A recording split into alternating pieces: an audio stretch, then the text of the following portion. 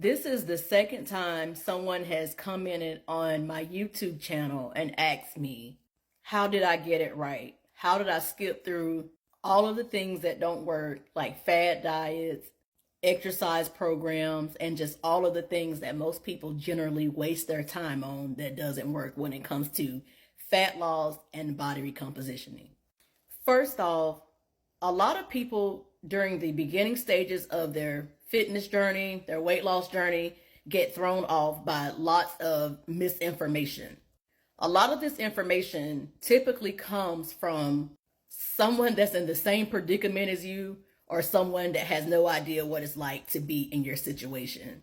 I made a video strictly for laughs I posted on TikTok and Facebook. I didn't post it on my YouTube channel, but it was basically just a picture video of me making this weird look. And I forget the song that I had playing in the background of the video, but right above it, I had wrote, me looking at someone whose body fat percentage is 73%, tell me that diet sodas are bad for you.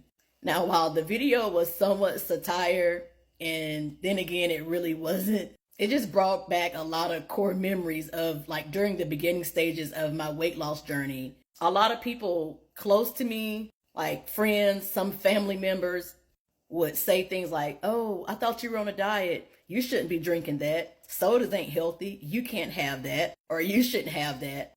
And it was just them just being picky-fied, just teasing me basically. And what you have to understand is that weight loss jealousy is a thing. If you don't believe me, look it up. Someone commented that on one of my YouTube videos, a video I made, a transformation video speaking on things that people would say to me during the early stages of my weight loss journey. And someone commented like, weight loss jealousy is a thing. And people will make all kinds of sly comments like that. If you go to work with some Doritos and sandwich pack with mayonnaise and all types of stuff on it, some Oreo cookies or a Snickers bar, and a real Coke or a real Pepsi, nobody's going to say anything. If anything, they're going to probably ask for some. But the moment you go in there with broccoli, chicken breast, or asparagus, your water, your zero sugar sodas, Coke Zeros, or Diet Pepsi, everybody's like, oh, so you on a diet now? Like, so you eating like that? Mind you,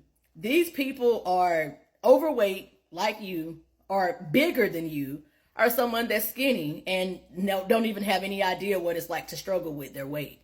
But what I started doing was paying attention to things like, once again, I can't stress this enough, female bodybuilders, like in the wellness division. I like physique too, but wellness and bikini female bodybuilders, oh my God, they are really something. And I mean that in the best way possible. But a lot of the times during prep, bodybuilders will use Coke Zeros, diet sodas to kill off sugar cravings. And yes, while there are chemicals, a little bit of chemicals in diet sodas, those same chemicals can be found in the meats that we eat. There are literally chemicals in the air that we breathe. There's chemicals in laundry detergent, pads, tampons. The water that comes out of the hydrant has chemicals. Fruit has chemicals. Vegetables have chemicals. It is inevitable. You cannot escape it. But when it comes to diet sodas versus regular sodas have a little bit of chemicals, sugar, real sugar, and calories. The sooner people learn that, I swear, fat loss, weight gain, and weight loss all revolves around calories. Nothing more and nothing less. I got it in my head early on after making just a few mistakes. I never confused my weight loss journey, my body recompositioning journey, for a healthy journey, getting healthier journey. All that ever mattered to me was how it made me look. I am just being 100% real. I have like 60 to 80% of my eating habits are in check. I work out, I drink plenty of water, I take care of myself because I like the way it makes me look. I would never waste my time tracking calories, eating the amount of protein that I eat, busting my ass in the gym just for health purposes. I do this shit because I like the way that it makes me look. The health aspect is just an added bonus. People can play crazy all day long, all they want. While we all know that just because you're overweight doesn't mean that you automatically have health problems, it still makes you more prone to have them. I know skinny people with type 2 diabetes and high blood pressure. I know people that are overweight with type 2 diabetes and high blood pressure. That's neither here nor there with me. I could care less. Once again, my diet is good. I work my ass off in the gym. I take pretty good care of myself. But 6 months from now, hell, 3 months from now, I could wind up with a terminal illness like cancer or anything like that. I would never allow the way that I live, my so-called healthy lifestyle, for me to become complacent.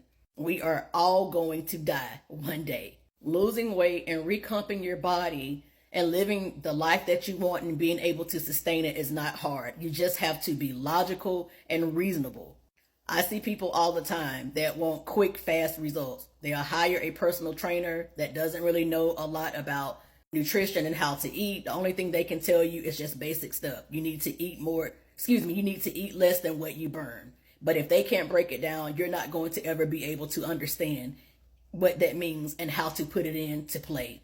So a lot of the times people will make the mistake of hiring these a fitness or personal trainer that will have all these high impact, fast, upbeat exercises, and they'll lose weight really quick because they're burning calories like crazy. But here's the thing.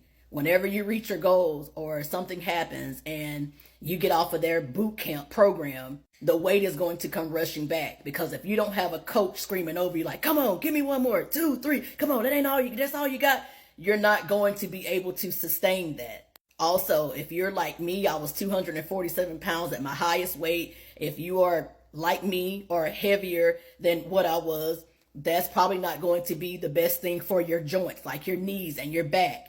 So another thing that helped me early on, I accepted early on that it was going to take me a lot longer to reach my goals than what I had hoped. And sure enough, it took me 2 years to get where I'm at. But I made up my mind from the jump that I was okay with that.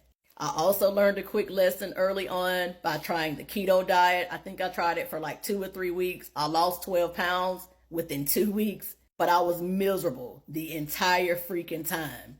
Carbs are your body's energy source. I learned real quick that whenever I got to the gym and tried to continue lifting heavy, that I was no longer able to carry out those type of tasks. I lost a lot of strength in the gym. At the time, I was in online schooling. I was going to college to get my bachelor's in behavioral science. I couldn't think straight. There was a lot of brain fog there. So eventually, about 3 weeks later, I gave in and told myself I was going to have, I think it was like a sandwich or something like that. And at the time, I did not have the education behind nutrition and food like I do now. And now I know that for every 1 gram of carb that a person consumes, the body pulls in 3 to 4 grams of water. I probably wouldn't have panicked the next day when I stood on the scale and seen 8 pounds just out of nowhere. It was literally water weight. Also, because I didn't know, I was pissed when I saw that. And of course, I went into oh my God, I can't lose weight. I tried keto, it didn't work. The moment I started back eating bread and eating carbs, I just gained all the weight back. So I was pissed. And of course, I didn't know anything about calories. So I was, deprived of something that I thought I was going to be able to stop eating. And little did I know, no, I was not going to be able to do that for the rest of my life. So I wound up binging. I gained the 12 pounds back plus a few courtesy pounds. So I was back at square one. But what did I do? No, I did not give up. I immediately just started doing more research and paying attention to people that has got the shit done and that had the look that I was going for. And never once did I hear them say they cut freaking carbs or cut out bread. It just all boiled down to me being attracted to muscle. I'm talking about muscle. So naturally, it didn't take me very long to stop listening to people like, oh, you got to do tons of cardio. You can't lose weight without cardio. People saying stuff like this was just everyday people that were like me or worse off than me. People that were overweight or, once again, never struggled with their weight. The myth of, oh, you need to quit eating after dark. You can't lose weight if you eat late at night. I literally became obsessed with people similar to myself when I was overweight. And I paid attention to what they did, what they said, how they ate, how they trained, how they prioritize rest days. And there you have it. It's not easy, but it is simple. Stop overcomplicating everything.